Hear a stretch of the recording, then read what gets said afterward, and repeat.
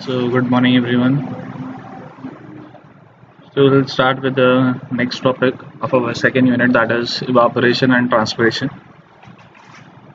So, basically, evaporation you have already studied in hydrological cycle that the water which gets evaporated from what from the water bodies, okay, because of high temperature, okay, the water gets converted into vapor. That process is nothing but your evaporation. So, evaporation is a process by which water is converted from its liquid form to its vapor form. Okay, so basically, as you know that because of high temperature or various other factors, the liquid which is been present in your water bodies like oceans, your rivers, your ponds, the liquid starts converting into different form from liquid form to vapor form, and that process of conversion of a liquid from the liquid form to its vapor form and to transfer it from the land and water masses to atmosphere. Okay, this process is called as your evaporation. So that is all about evaporation. uh, Let me tell you once again, evaporation basically is a process in which your water, which is generally in liquid form, which is available on land, gets converted into its vapor form and ultimately transferred from the land to the atmosphere. That process is called as evaporation. Okay, so for evaporation from the ocean accounts 80% of the water delivered as precipitation. So what it is saying that basically because of evaporation, whatever precipitation is happening, precipitation in the form of rain, hail, snow, everything, it is basically happening because of the evaporation, and 80% of that is accountable for evaporation. Okay, so basically the water which gets evaporated, that comes back through what, in the form of precipitation to land. Okay, with the balance occurring on the land. So this basically maintain the balance, okay, on the land, inland waters and plant surface. Okay, after that the rate of evaporations also depend upon various factor, out of which one of it is your wind speed. If the speed of the wind is very high, then what, the it will cause more evaporation. Similarly, in case of temperature, if the temperature is on the higher side, the evaporation will be more. If the temperature is on the lower side, the evaporation will be less. Okay, humidity, the lower the humidity, the more will be the evaporation. So these are the factors which affect the rate of evaporation. Okay, after that we can see about the factors which affects uh, evaporation. The first factor, that is the strength of intermolecular forces. So basically there are various factors, out of which the strength of molecules is one of them, surface area is one of the factor, atmospheric pressure is one of the factor, humidity is one of the factor, radiation is one of the factor, wind velocity is one of the factor, temperature and vapor pressure. We will study each in detail one by one. So we'll start with what, the strength of intermolecular forces. Okay, so the intermolecular forces is basically what, the ease of evaporation of liquid is related to the strength of the attractive forces between the molecules in the liquid. What it is saying that the liquid, as you know, there are some molecular forces in between the liquid particles. So if the attractive forces will be more, what will happen, the evaporation will be less. So if the attractive forces are less, the evaporation will be what, more. So it depends upon the intermolecular forces. Okay, in polar liquid, cohesive forces are strong. So in case of polar liquid, if the polar liquids are there, then the cohesive forces are strong, while in the non-polar liquid the cohesive forces are weak and the molecules escape easily. So what it is saying that if the molecular forces is what, if the molecular forces is having very attraction towards each other, then the evaporation will be less, and if the molecular attraction between the particles are less, it will cause more and more evaporation. Okay, after that there is surface area. So it is very simple. The larger the surface area, more will be the evaporation, and lesser the surface area, and lesser will be the evaporation. So the larger export surface area of liquid, the greater is the number of molecules escaping from its surface. Evaporation is directly proportional to the exposed area. So evaporation is directly proportional. That means if it is more, then the evaporation is more. If it is less, the evaporation is also less. Okay, and some other important factors are, humidity is one of the factor. Humidity is more, the water holding capacity of our air is less. So in case of what, humidity, the air holds the water and the capacity of air gets reduces, so it will cause less evaporation. Okay, if the water content is less in the air, more will be the evaporation. So if the humidity of the air in the air is less, what will happen? It will have more space, it will absorb more water, and the evaporation will be on the higher side. Okay, now the atmospheric pressure, if the atmospheric pressure is more, the evaporation is less, and vice versa. So if the atmospheric pressure is more, what will happen? The evaporation will be less, and vice versa. After that, evaporation rate varies with the difference of vapor pressure between the airs and the mass.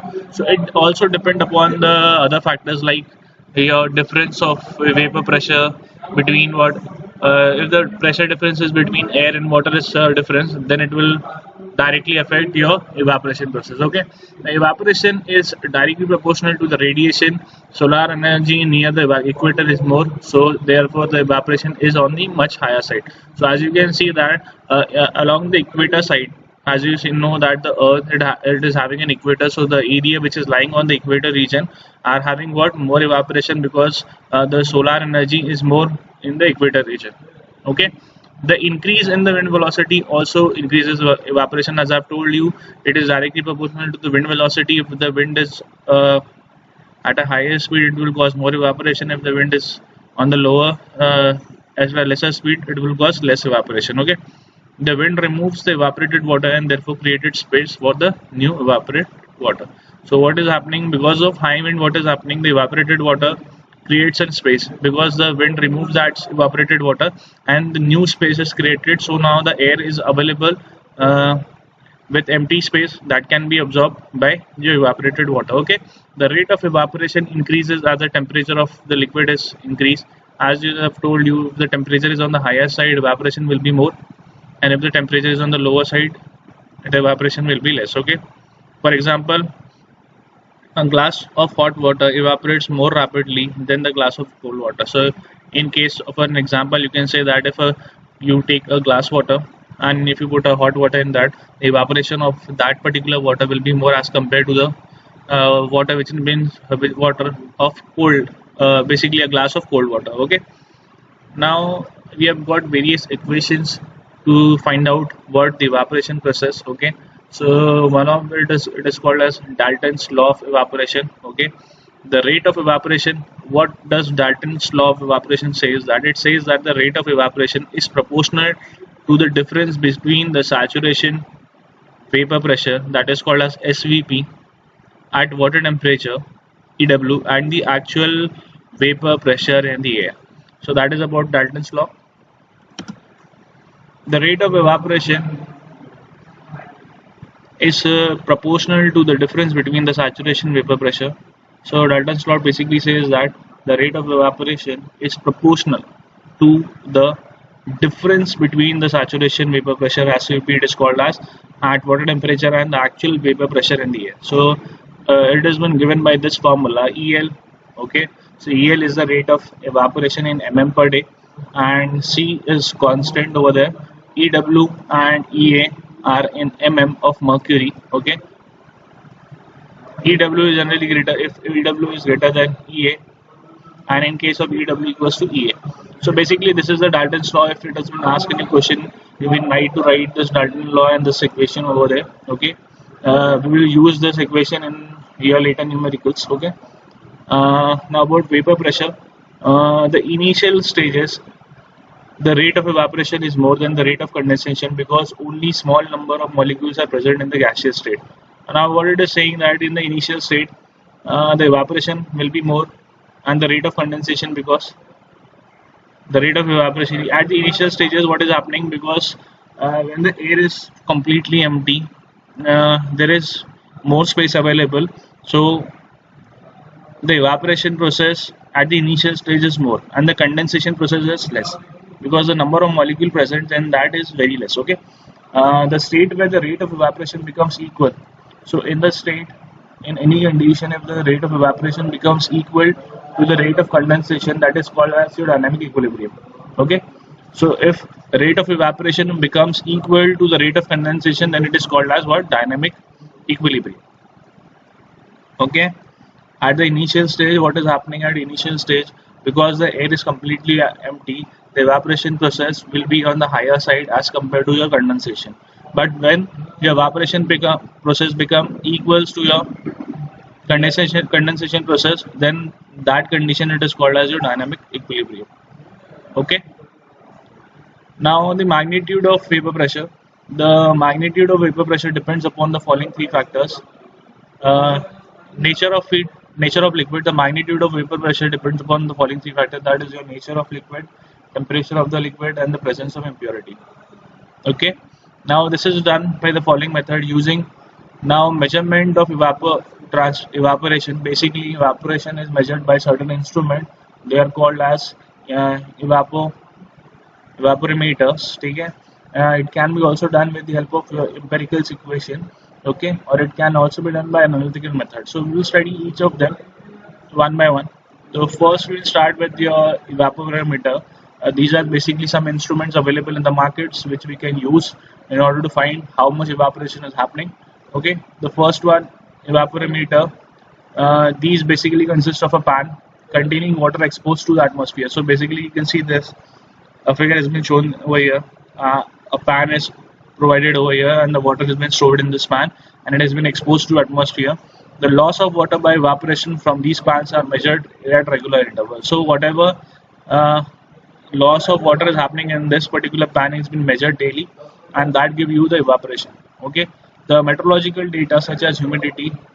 So we need to also consider the meteorological data like the humidity, how much is the humidity of that particular day, how much is the wind velocity of that particular day, how much air and water temperature, and if precipitation are also measured, noted along with the evaporation. So not only you need to measure the evaporation, you need to measure also the meteorological data like what is the temperature of that particular day, what is the wind velocity of that particular day, okay, what is the humidity of the wind on that particular day. So you need to also measure also that also in case of evapotranspirometer. Okay. Now there are various type of evaporimeters available, out of which the first one is your USWB Class A evaporation pan. So what is this USWB Class A evaporation pan?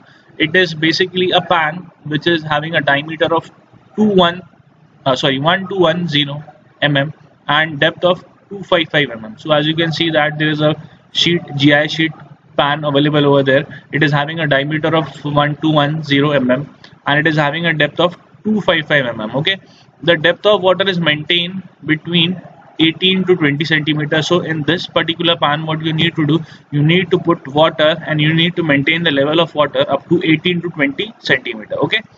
Okay, after that the pan is made up of unpainted GI sheet. As you can see that the pan has been made up of GI sheet and it is not painted, it is unpainted. Okay, a pan has been placed on the wooden platform of a height of 15 centimeter above the ground level to allow free air circulation below the pan.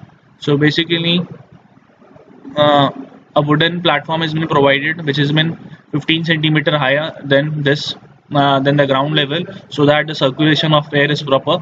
The pan has been mounted on that particular wooden platform. Okay, the evaporation is measured by measuring the depth of water in a stilling well with a hook gauge. So evaporation is measured with the help of what? With the help of a stilling well with a hooking gauge. Okay, so if it has been asked in your university exam, you need to draw this diagram. Okay, you can see that there is a wooden platform below that is having a diameter of 1210 diameter. Okay, the water level in the pan. Okay, this is the depth of your pan. After that, the second type is your ISI standard pan. Now specified by IS 5973 and known as the modified Class A pan. So basically it is an IS recommended by IS 5973 and it is a modification over your Class A pan. Okay, it is having a diameter of 1220 mm. So it is also circular in shape. It is having a depth of 255 mm. Now it has been made up of copper sheet of 0.9 mm thick. Initially the Class A pan was made up of GI sheet. Now this one has been made up of copper sheet of 0.9 mm thick, tinted inside and painted white outside. It has been tinted and painted white outside. Okay. Now the place on the square wooden platform of width 1225 mm and a height of 100 mm above the ground level to allow the free circulation of air. It is also placed on a wooden platform. A fixed point gauge indicates the level of water, so a point has been fixed which indicates the level of water. Okay, after that, water is added to or removed from the pan to maintain the water level at a fixed mark. So in this, what you need to do, you need to fix the water level. So you need to maintain the water level every time. So whenever the water gets depleted, you need to add water into that. Okay, so water is added or removed. So if the water is more, you need to remove it. If the water is less, you need to add it, because you need to maintain a perfect level. Okay, water is added or removed from a pan to maintain the water level at a fixed mark using calibrated cylinder measure. Okay, so a calibrated cylindrical measure has been used to measure that level. The top of the pan is covered with a hexagon wire net of GI to protect the water in the pan from the birds. So in this diagram also you can see that it has been covered with a GI wire so that birds cannot drink water from that, otherwise the water will deplete it and you will not get perfect result. The presence of wire mesh makes the temperature of water more uniform during the day and night. It also helps in maintaining the proper temperature during the day and night. Evaporation from this pan is about 14% lower as compared to that from an unscreened pan. So it gives evaporation lesser, about 14% as compared to an unscreened pan in which no screen is being provided. Okay, so this is a diagram for your ISI standard pan. So if it has been asked in a university exam, you need to draw this particular diagram. Okay, there is a wooden platform below. Over there is your pan. Okay, and it is showing the various arrangement. Yet that is showing a stilling well, fixed gauge point where up to your water level need to maintain. It is having a cover, a wire mesh, okay, a thermometer to maintain the temperature, okay, and various other accessories. It is consisting of a copper sheet of thick 0.9 mm. Okay, after that there is another type which is also called as Colorado sunken pan. It is also 920 mm square pan made up of unpainted GI sheet. Okay, it is 460 mm deep and buried into the ground within 100 mm of the top. Okay, so basically it has been provided below the ground. I have a picture for that, I will show you later. First we will read about the description. The main advantage of this, its aerodynamic and radiation characteristics are similar to that of a lake. So because it has been inside the ground, so its aerodynamics matches with the aerodynamics of a similar to a lake.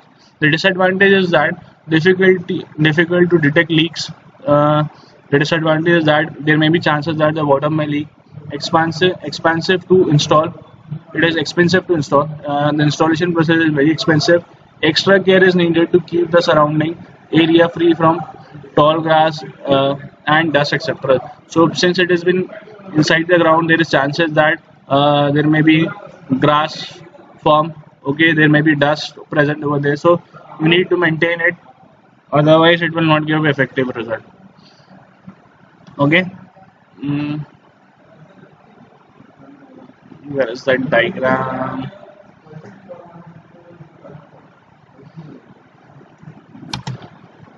So this is the diagram for your sunken Colorado pan. It is generally a rectangular in shape. Okay, it is having a width of 92 centimeter. Okay, over here you can see that this is the level up to which your Colorado sunken pan will be inside the ground. Okay, this is the measuring device and this is the water level which you need to maintain.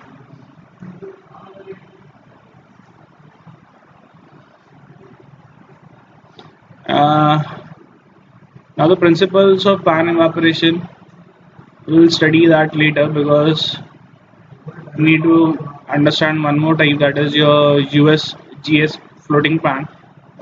Basically it is a square pan of 900 mm sides and 450 mm deep, so it is also a square pan supported by drums which floats in the middle of the raft. It is having a raft of 4.25 by 4.87. It is set afloat in a lake with a view to simulate the characteristic of a large water body. So basically it floats on the water bodies so that it gives a true representation of the water body. The winter level in the pan, the water level in the pan is maintained to the same level as that of the water, leaving the rim of 75 mm. So whatever the level of water is present in the lake, that level is maintained inside the pan. The diagonal baffles are provided in the pan to reduce the surging in the pan due to wave action. Okay, so diagonal baffles are provided so as to avoid wave action. Otherwise, what will happen if any heavy wave occur? What will happen? Your infiltration, your evaporometer will get what uh, will be upside down. So in order to avoid that, diagonal baffles are provided so to avoid wave action or to uh, support it from the wave action. Okay, to prevent it from wave action basically. The disadvantage of this is that high cost of installation, because it has been installed in water bodies. We need high cost of installation. Maintenance is very difficult, and measurement is also difficult since it is inside the water. So these are some of the drawbacks of your USGC floating pan. I have also have a photo for that.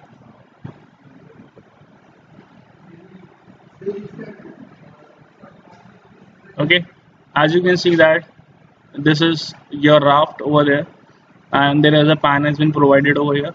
Okay, these are some of the accessories inside that, and the water level is maintained as what the water level inside the water bodies.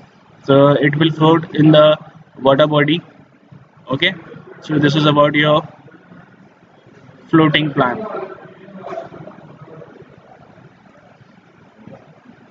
After that, we'll see about the principle of pan evaporation. What it is saying that the pan installed in the field is the pan installed in the field. The pan is filled with the known quantity of water.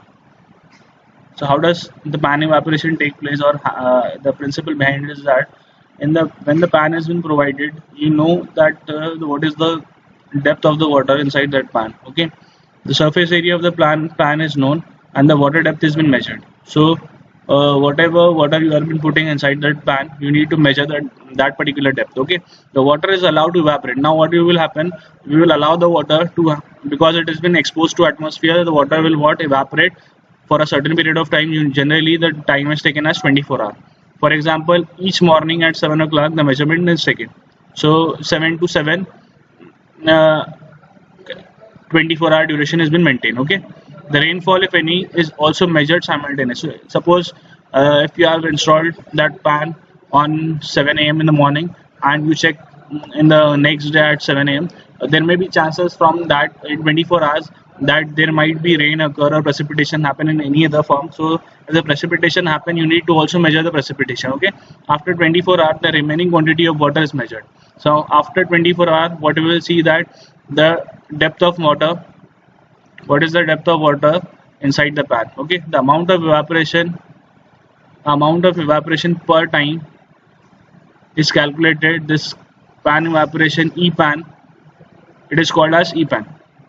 So obviously if rain does not happen, what will happen? Because of evaporation, the depth of water will be depleted, and that particular depth is called as EPAN. Okay, the EPAN is now then multiplied by the pan coefficient to obtain what? E theoretical.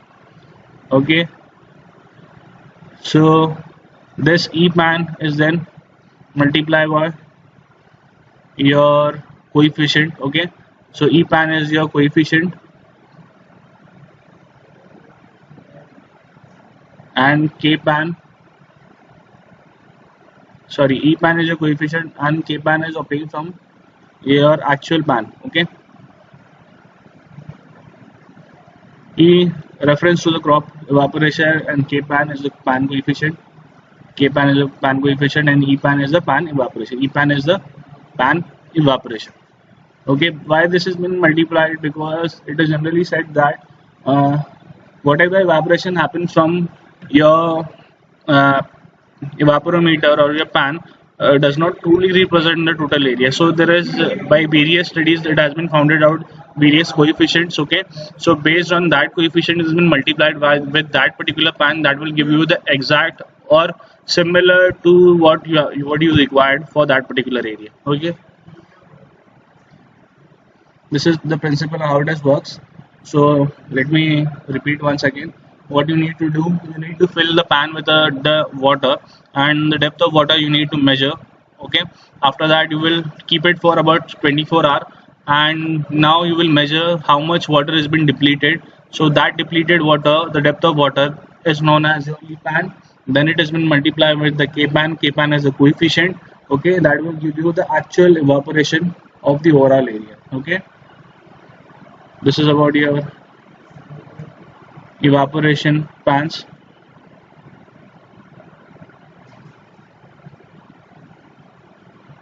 Now the drawbacks means, as I have told you, the evaporation meter or evapotranspirometer, there are some disadvantage. The evaporation pans are not exact model of Raj reservoir, so you are considering a very small pan, so that does not give the true representation of a large reservoir. The major drawbacks are the following are the drawbacks.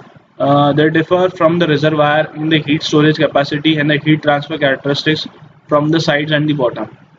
Okay, so if you consider an area, so it does not truly represent what is the heat uh, transfer characteristics, what is the heat transfer characteristics from the sides and from the water. Okay, hence the evaporation from the pan depends upon to some extent on its size. Okay, so this is one of the major factor which is a drawback. Second is the height of the rim in the evaporation pan affects the wind action.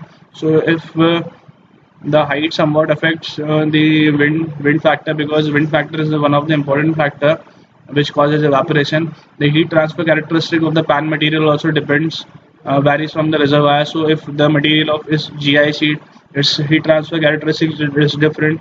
If it is of copper sheet, then its heat transfer characteristics is different. So depending on the material, it also changes. So that will not give you the true representation of that particular large reservoir. Hence, evaporation measured from the pan has to be corrected to get evaporation from large lake under identical climatic and exposure conditions. So whatever value we get from the pan, we need to correct it. Okay, considering the identical climate and exposure condition. Okay, so for that, lake evaporation is generally given by pan coefficient into pan evaporation. As I've told you, in order to get the true representation of large reservoir, the pan evaporation is generally multiplied by the pan coefficient. That will give you the true representation of that particular area. Okay. Now the range which has been given for the coefficients are this: the large A pan, the average value is 0.7, the range is between 0.6 to 0.8.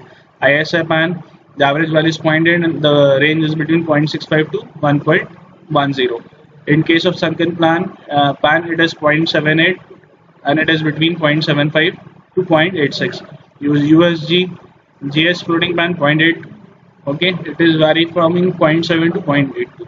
So these are all the pan coefficients which are given.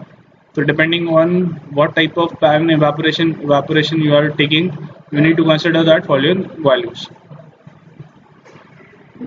Okay.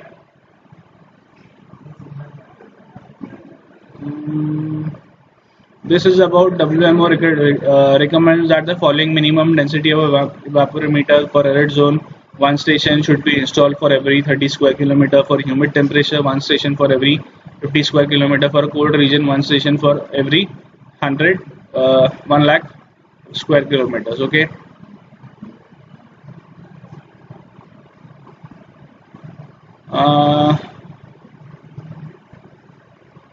This is not important, that's much. And about the empirical equation, as I've told you, there are three things which you need to consider. One is your evaporimeter, second is your empirical equation. So we have got various empirical equations, out of which the first one is